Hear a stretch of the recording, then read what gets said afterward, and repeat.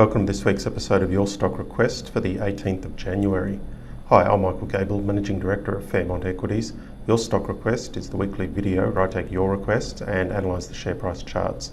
So this week we have Mineral Resources, Accent Group, Commonwealth Bank, Airtasker and Retail Food Group. So if you have a request, please send it through.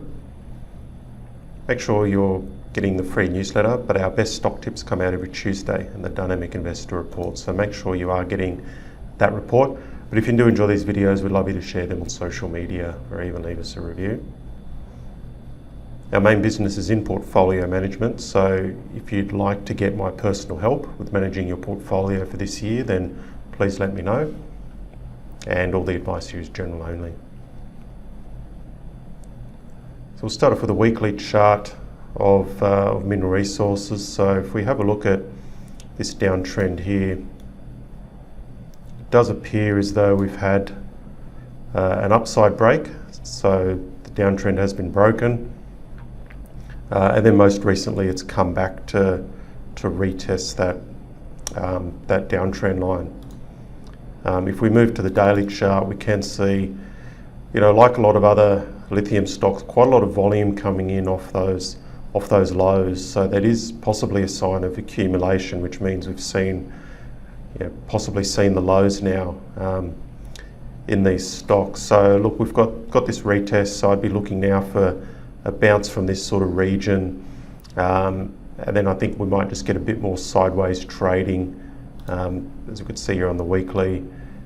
Possibly a little bit more sideways action here, sort of building up under 70, and then it'll be ready to get going again. Okay, AX1.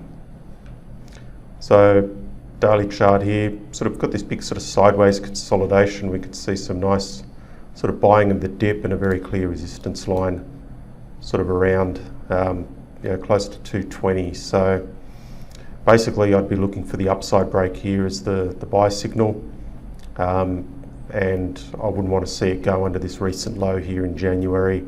Otherwise the pattern doesn't look as attractive. CBA, well, if we start with the weekly, we can see that it's sort of finally broken to a new high, so a big sort of resistance level that's been there for a while.